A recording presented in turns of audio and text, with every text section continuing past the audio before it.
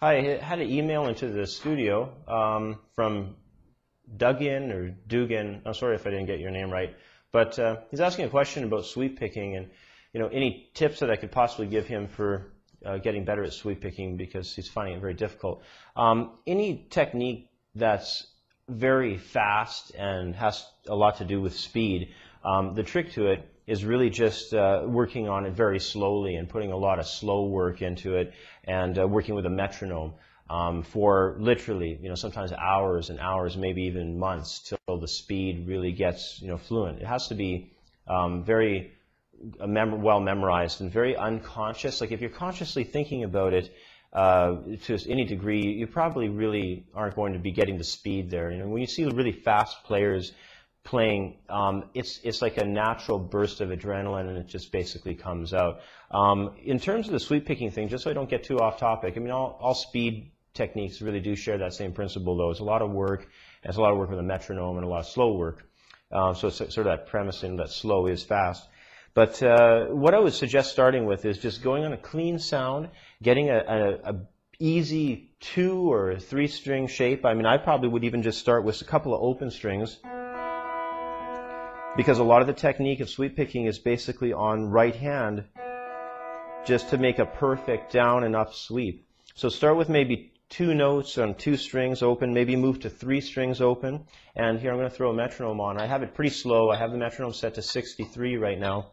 And just doing triplets here.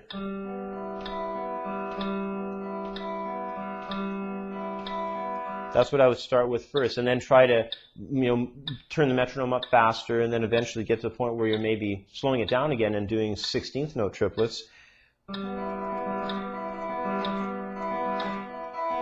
that's where you'll start getting that sweep technique with the right hand. And then when you're feeling ready, like maybe after several minutes of this into a practice session, begin throwing some notes together. I'm going to turn the metronome off for a second, but a small 3-string shape that I like showing students around the studio here is a shape that is a minor triad. I'm going to do it on E, off of the 9th, 8th, and 7th frets. So that's the first rake down, and then we're going to go backwards, coming from a D to a G to another D. So it's kind of like a G power chord that's inverted with the D note in the bass.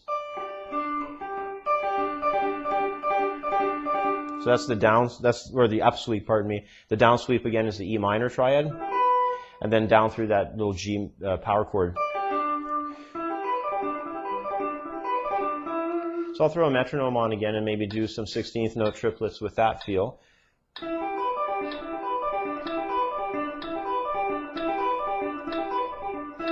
then when you're starting to feel quite ready, you can move it along the neck. So you can go maybe...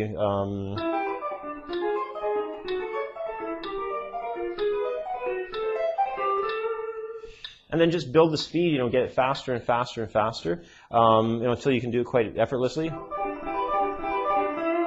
Try it with distortion as well, because when you pop on distortion, right away you're going to have to start dealing with muting technique, your hands covering up string sets so that you can have a nice clean tone coming out of the sweep.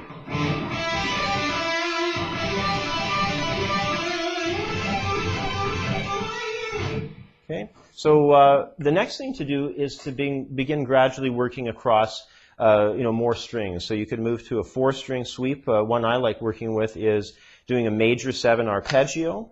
So I would be going with maybe, I'm going to do a B here. So I'm going to do a major 7th across from the 4th string, 9th fret. And you probably know that shape. That's a very common major 7 shape. And then I'm going to come down the same type of inverted power chord, but I'll resolve onto a major 7 of the scale. So I'll go up the major 7th, down that power chord like that.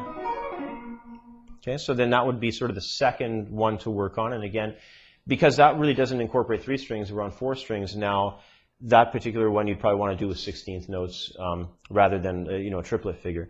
But the next thing that I would move over to are 5-string sweeps. I think the first one I ever learned was the A minor arpeggio off of the 5th string 12th fret. And when I do that particular shape, what I do is I do a hammer-on pull-off on the top string. Then come back down on it. And again, practice this stuff with distortion so you can get used to the muting technique that you have to have there. Okay. So, and then after that, you can maybe work into your playing some exercises. One that's quite good is going from the minor down to a major. I'm doing A to G major, and then another major. And there's not much difference between the minor and the major, obviously. It's just that minor third showing up. Then I'm going to move to an F. And then finally an E, sort of give it that harmonic minor flavor. And practice that with a metronome slowly, and get your technique up. And again, throw on some distortion. Give yourself some distortion there.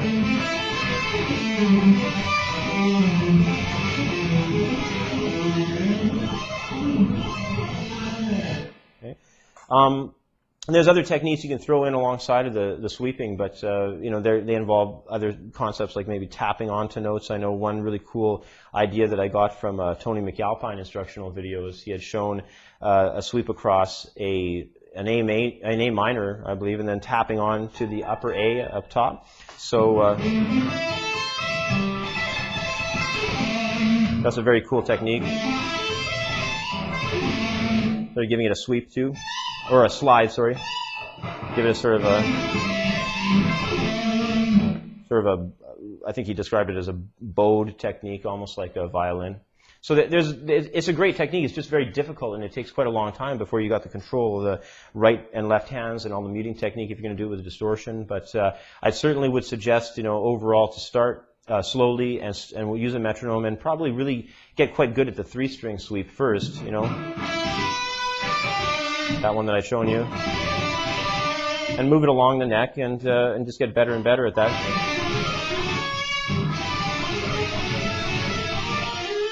Kind of an interesting technique. Just work it slowly though.